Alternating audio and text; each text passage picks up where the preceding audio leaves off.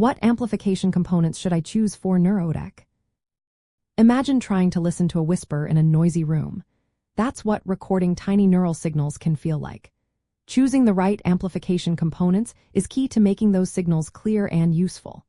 When working with neurotechnology, you're often dealing with signals that are just microvolts in strength. An amplifier's job is to boost these signals without adding extra noise or distortion. This makes it easier to analyze or stimulate neural tissue accurately. The first thing to consider is gain. This tells you how much the amplifier increases the signal size. For tiny neural signals, you need high gain. But if the gain is too high, it can cause the amplifier to saturate or distort the data. Next is bandwidth, which is the range of frequencies the amplifier can handle. Neural signals usually fall between 0.5 Hz and a few hundred Hz, so your amplifier should cover this range well. Noise level is also important. You want an amplifier that adds as little electrical noise as possible, so weak signals aren't lost in the background. Input impedance is another factor. High input impedance, often over 100 megohms, prevents the amplifier from loading the signal source. This is especially important when working with high-resistance electrodes.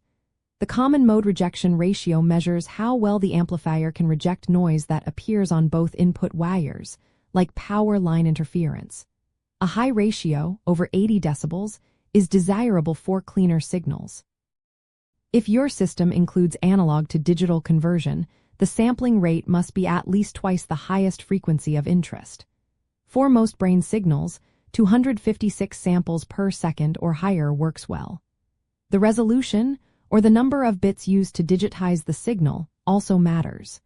24 bits or more allows for very detailed recordings.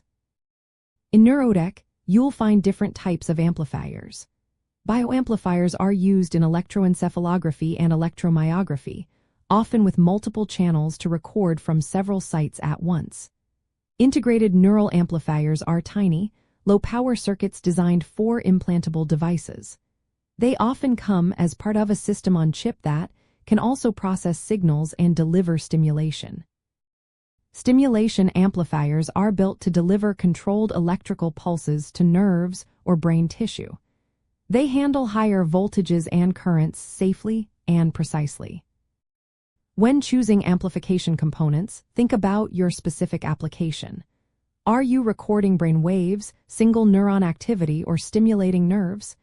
Each needs different gain, bandwidth, and noise specifications. Also consider where you'll use the device, whether in a lab, clinic, or inside the body. Implantable amplifiers need to be small, low power, and biocompatible.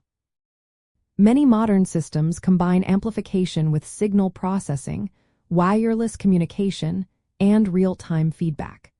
Some are designed to record from hundreds or thousands of channels simultaneously, which pushes the limits of miniaturization and power efficiency.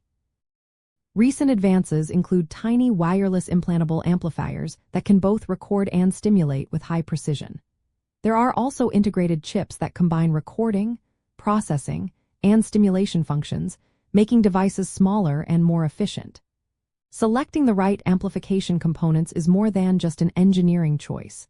It shapes what's possible in brain-computer interfaces, neuromodulation therapies, and neuroscience research.